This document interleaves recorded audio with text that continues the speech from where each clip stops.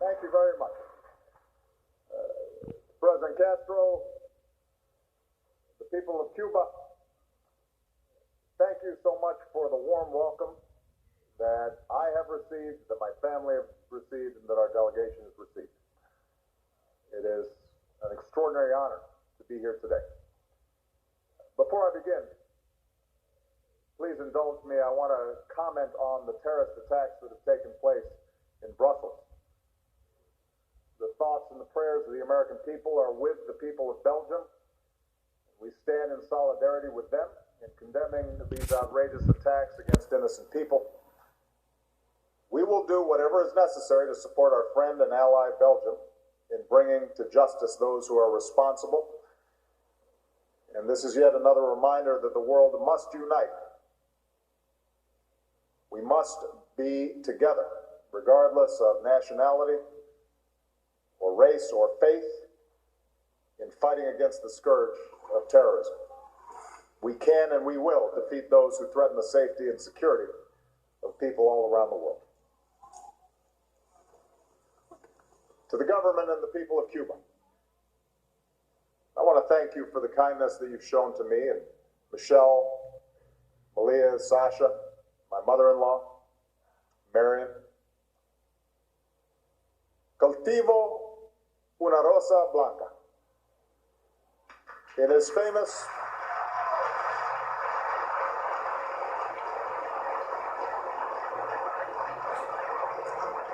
In his most famous poem, José Martí made this offering of friendship and peace to both his friend and his enemy. Today, as the President of the United States of America, I offer the Cuban people el saludo de paz.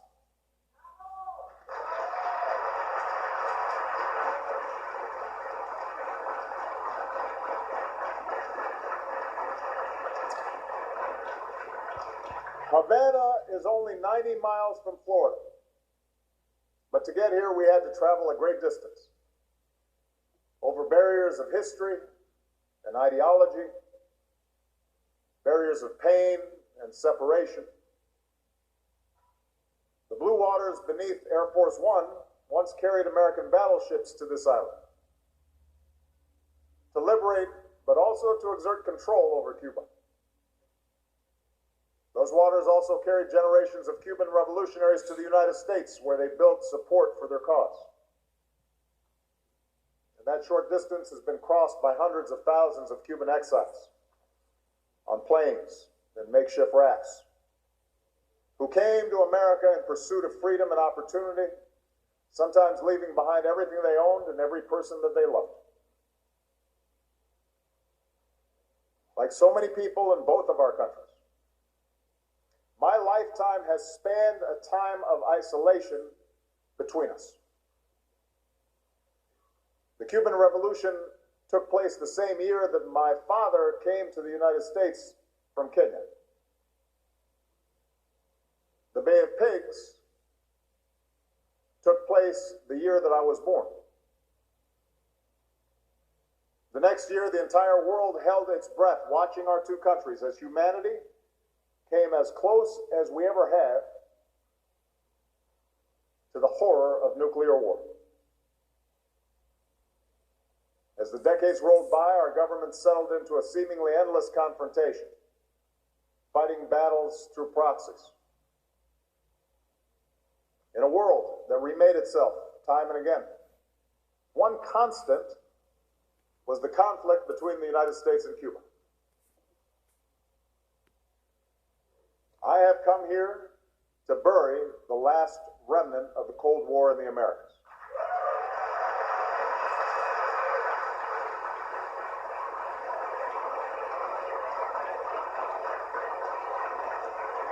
I have come here to extend the hand of friendship to the Cuban people.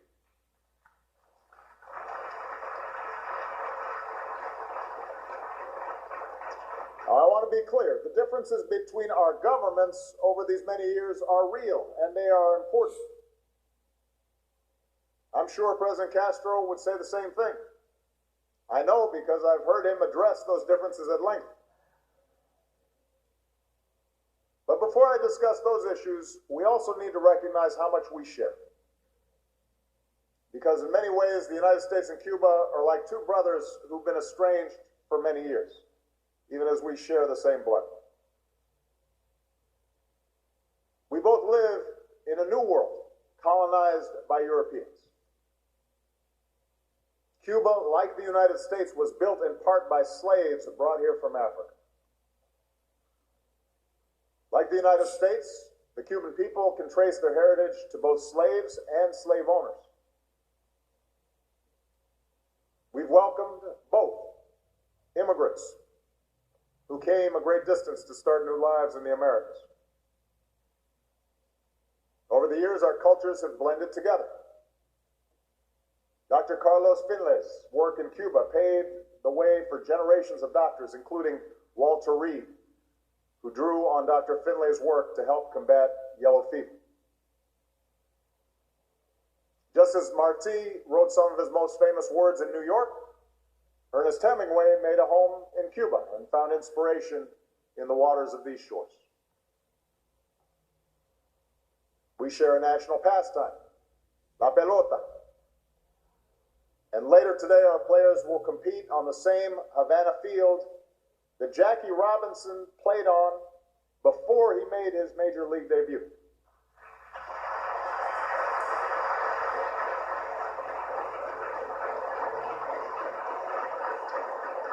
And it's said that our greatest boxer, Muhammad Ali, once paid tribute to a Cuban that he could never fight, saying that he would only be able to reach a draw with the great Cuban, Teófilo Stevenson.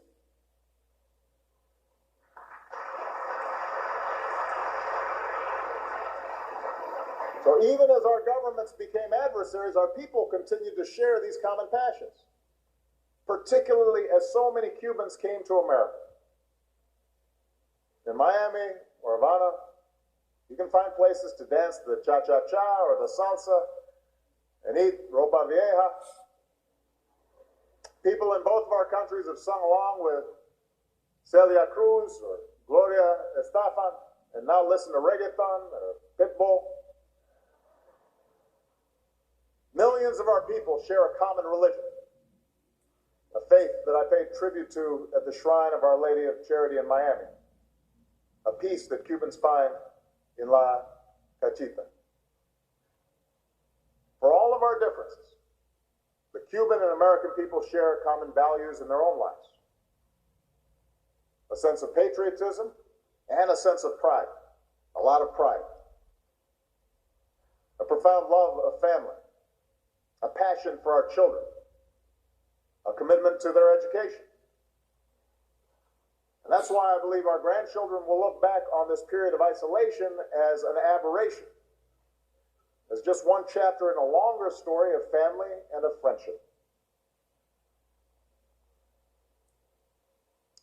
But we cannot and should not ignore the very real differences that we have about how we organize our governments, our economies, and our societies. Cuba has a one-party system. The United States is a multi-party democracy. Cuba has a socialist economic model. The United States is an open market. Cuba has emphasized the role and rights of the state. The United States is founded upon the rights of the individual.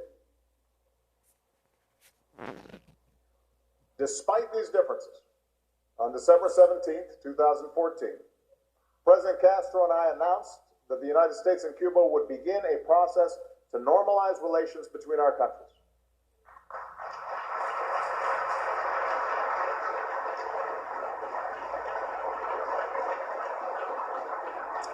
Since then, we've established diplomatic relations and opened embassies. We've begun initiatives to cooperate on health and agriculture, education, and law enforcement. We've reached agreements to restore direct flights and mail service. We've expanded commercial ties and increased the capacity of Americans to travel and do business in Cuba. And these changes have been welcome, even though there are still opponents to these policies. Still, many people on both sides of this debate have asked, why now? Why now? There's one simple answer. What the United States was doing was not working. We have to have the courage to acknowledge that truth. A policy of isolation designed for the Cold War made little sense in the 21st century. The embargo was only hurting the Cuban people instead of helping them. And I've always believed in what Martin Luther King Jr. called the fierce urgency of now. We should not fear change. We should embrace it.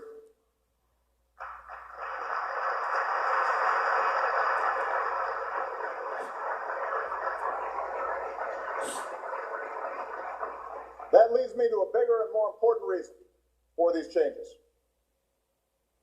Creo en el pueblo cubano. I believe in the Cuban people.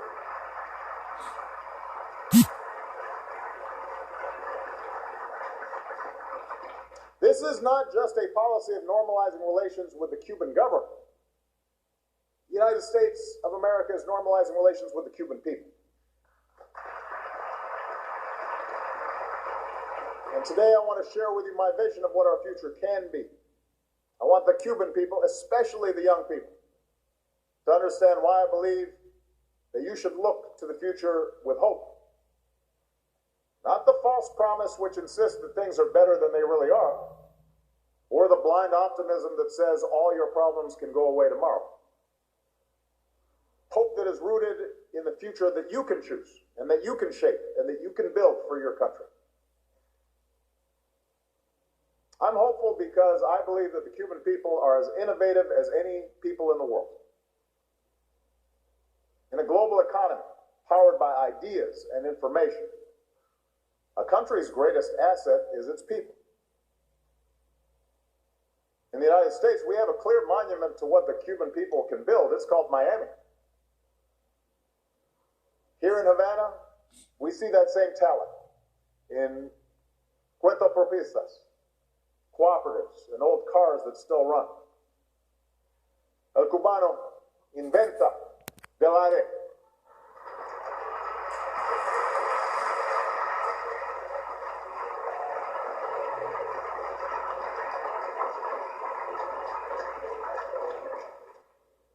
Cuba has an extraordinary resource, a system of education which values every boy and every girl.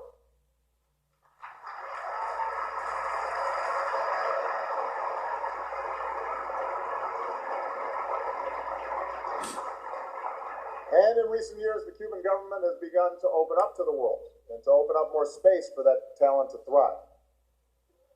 In just a few years, we've seen how cuentapropistas can succeed while sustaining a distinctly Cuban spirit. Being self-employed is not about becoming more like America, it's about being yourself. Look at Sandra Lidice Aldama, who chose to start a small business. Cuban, she said, can innovate and adapt without losing our identity. Our secret is not in copying or imitating, but simply being ourselves.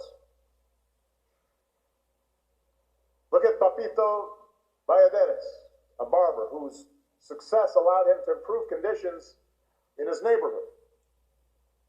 I realize I'm not going to solve all the world's problems, he said, but if I can solve problems in the little piece of the world where I live, it can ripple across Havana. That's where hope begins, with the ability to earn your own living and to build something you can be proud of. That's why our policies focus on supporting Cubans instead of hurting them. That's why we got rid of limits on remittances, so ordinary Cubans have more resources. That's why we're encouraging travel, which will build bridges between our people and bring more revenue to those Cuban small businesses. That's why we've opened up space for commerce and exchanges so that Americans and Cubans can work together to find cures for diseases and create jobs and open the door to more opportunity for the Cuban people. As President of the United States, I've called on our Congress to lift the embargo.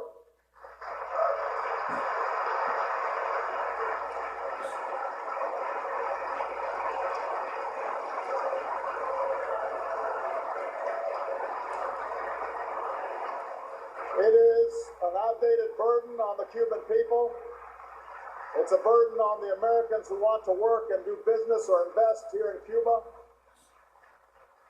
It's time to lift the embargo.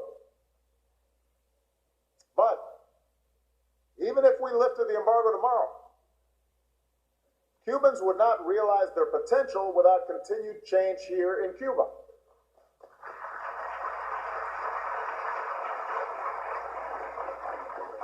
It should be easier to open a business here in Cuba. A worker should be able to get a job directly with companies who invest here in Cuba.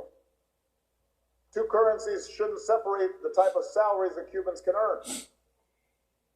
The internet should be available across the island so that Cubans can connect to the wider world and to one of the greatest engines of growth in human history.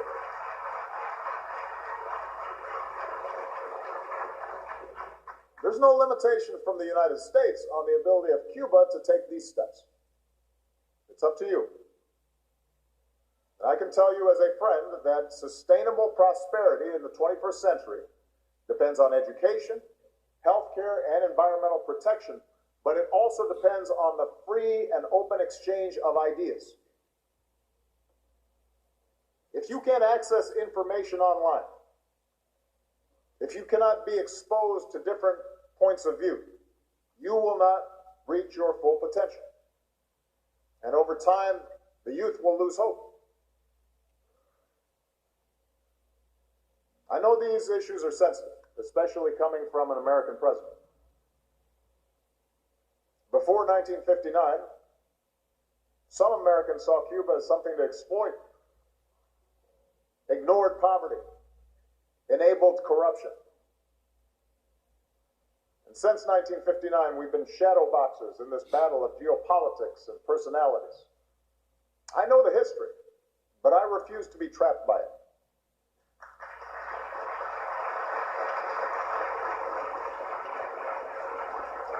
I've made it clear that the United States has neither the capacity nor the intention to impose change on Cuba. What changes come will depend upon the Cuban people. We will not impose our political or economic system on you. We recognize that every country, every people must chart its own course and shape its own model. But having removed the shadow of history from our relationship, I must speak honestly about the things that I believe, the things that we as Americans believe. As Martí said, liberty is the right of every man to be honest, to think and to speak without hypocrisy. So let me tell you what I believe. I can't force you to agree, but you should know what I think. I believe that every person should be equal under the law. Every child deserves the dignity that comes with education and health care and food on the table and a roof over their heads.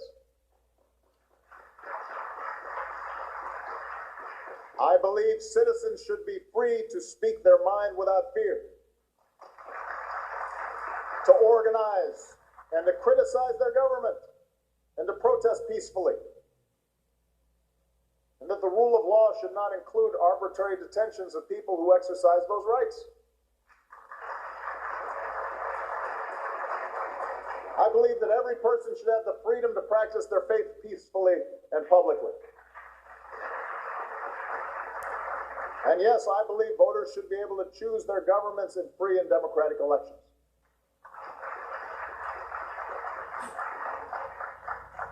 Not everybody agrees with me on this. Not everybody agrees with the American people on this, but I believe those human rights are universal. I believe they are the rights of the American people, the Cuban people, and people around the world. Now, there's no secret that our governments disagree on many of these issues. I've had frank conversations with President Castro. For many years, he has pointed out the flaws in the American system. Economic inequality, the death penalty, racial discrimination, wars abroad. That's just a sample. He has a much longer list. But here's what the Cuban people need to understand. I welcome this open debate and dialogue. It's good. It's healthy. I'm not afraid of it. We do have too much money in American politics. But in America, it's still possible for somebody like me, a child who was raised by a single mom, a child of mixed race who did not have a lot of money, to pursue and achieve the highest office in the land. That's what's possible in America.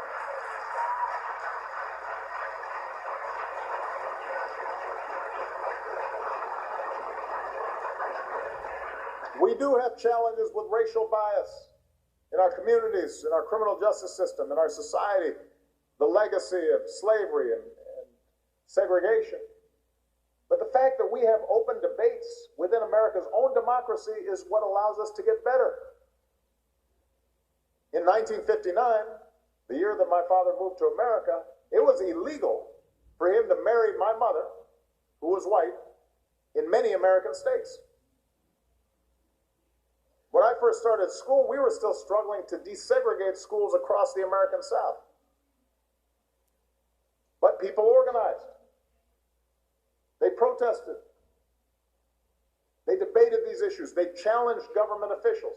And because of those protests and because of those debates and because of popular mobilization, I'm able to stand here today as an African American and as President of the United States. That was because of the freedoms that were afforded in the United States, that we were able to bring about change. I'm not saying this is easy. There's still enormous problems in our society. But democracy is the way that we solve them. That's how we got health care for more of our people. That's how we made enormous gains in women's rights and gay rights. It's how we address the inequality that concentrates so much wealth at the top of our society. Because workers can organize and ordinary people have a voice. American democracy has given our people the opportunity to pursue their dreams and enjoy a high standard of living.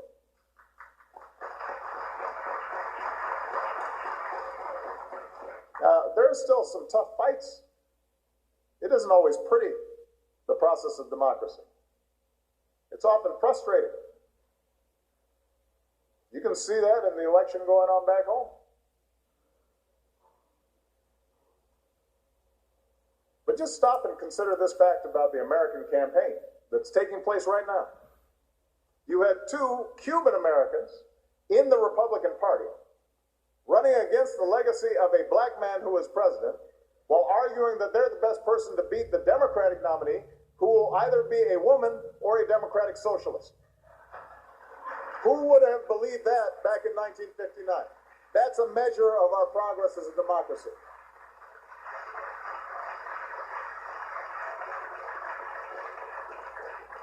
So, here's my message to the Cuban government and the Cuban people. The ideals that are the starting point for every revolution,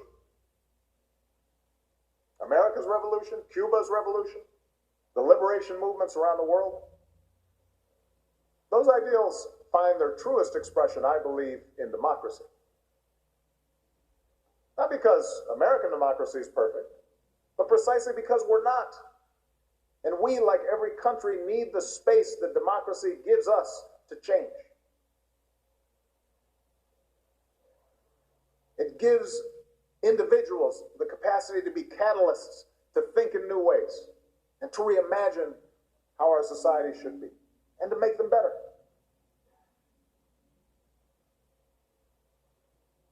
And there's already an evolution taking place inside of Cuba, a generational change.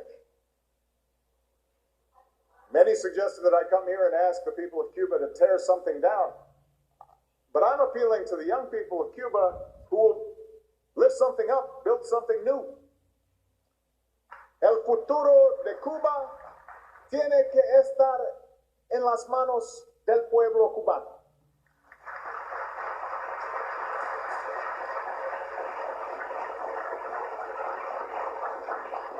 And to President Castro, who I appreciate being here today, I want you to know, I believe my visit here demonstrates you do not need to fear a threat from the United States. And given your commitment to Cuba's sovereignty and self-determination, I am also confident that you need not fear the different voices of the Cuban people and their capacity to speak and assemble and vote for their leaders. In fact, I'm hopeful for the future because I trust that the Cuban people will make the right decisions. And as you do, I'm also confident that Cuba can continue to play an important role in the hemisphere and around the globe. And my hope is that you can do so as a partner with the United States. We've played very different roles in the world, but no one should deny the service that thousands of Cuban doctors have delivered for the poor and suffering.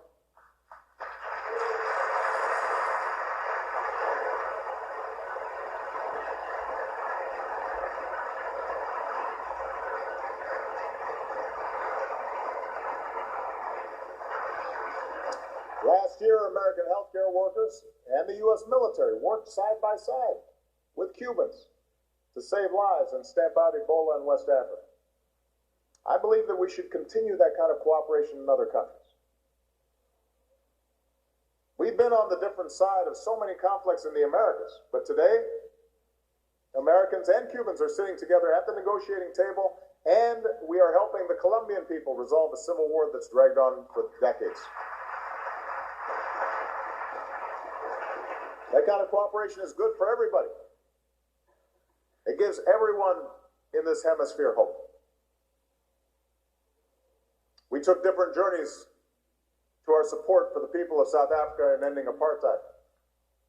But President Castro and I could both be there in Johannesburg to pay tribute to the legacy of the great Nelson Mandela.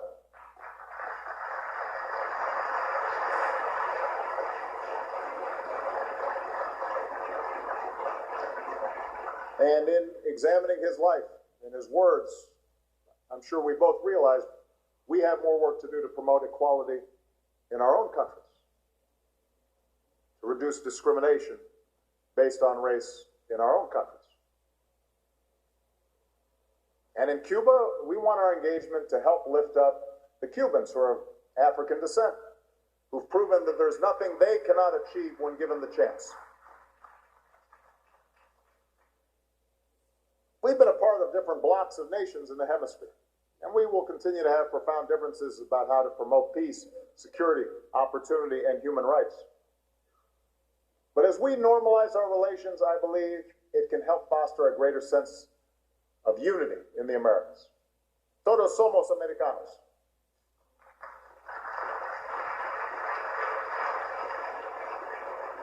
From the beginning of my time in office, I have urged the people of the Americas to leave behind the ideological battles of the past.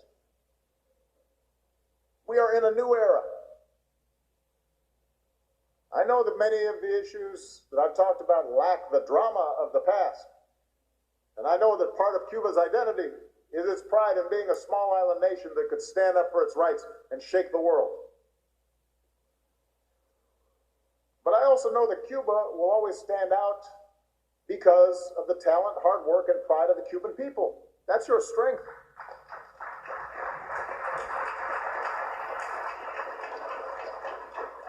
Cuba doesn't have to be defined by being against the United States any more than the United States should be defined by being against Cuba. And I'm hopeful for the future because of the reconciliation that's taking place among the Cuban people.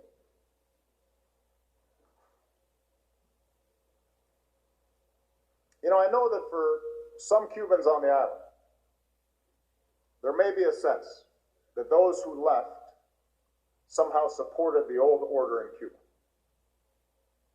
I'm sure there's a narrative that lingers here which suggests that Cuban exiles ignored the problems of pre-revolutionary Cuba and rejected the struggle to build a new future.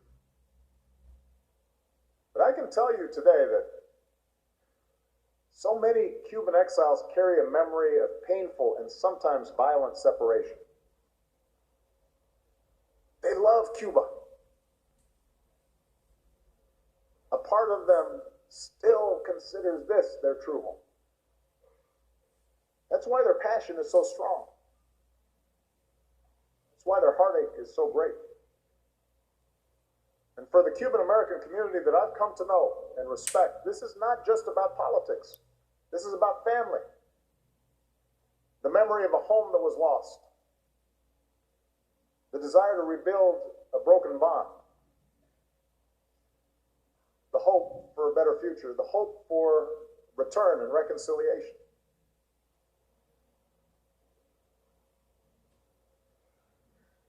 For all of the politics, people are people and Cubans are Cubans. And I've come here, I've traveled this distance on a bridge that was built by Cubans on both sides of the Florida Straits.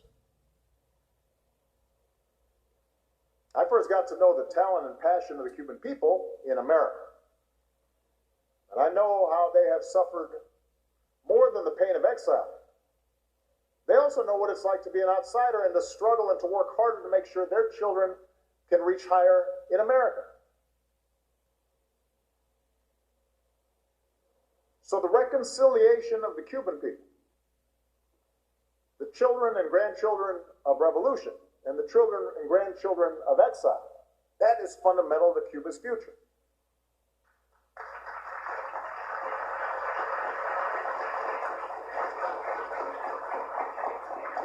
You see it in Gloria Gonzalez, who traveled here in 2013 for the first time after 61 years of separation, and was met by her sister, Yorka.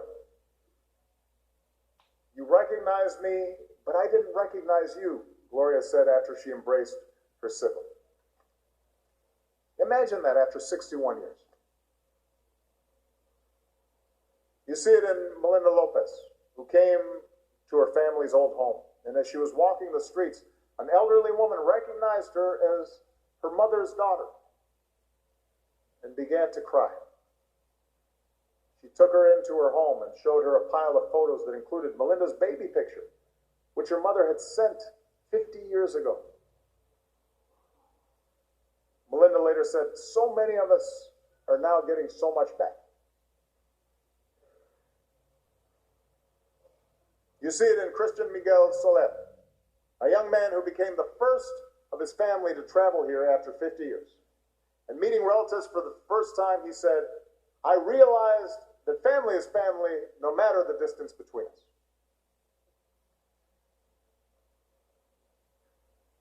Sometimes the most important changes start in small places. The tides of history can leave people in conflict and exile and poverty. It takes time for those circumstances to change, but the recognition of a common humanity, the reconciliation of people bound by blood and a belief in one another, that's where progress begins.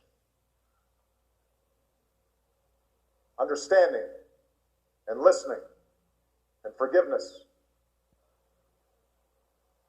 And if the Cuban people face the future together, it will be more likely that the young people of today will be able to live with dignity and achieve their dreams right here in Cuba.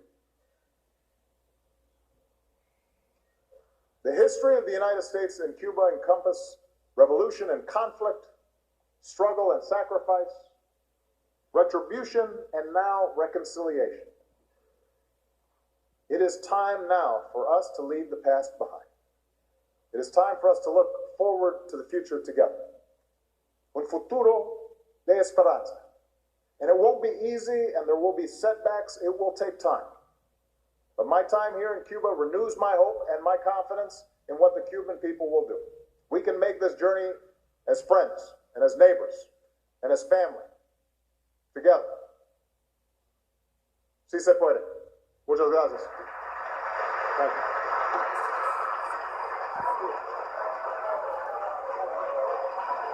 President Obama speaking to a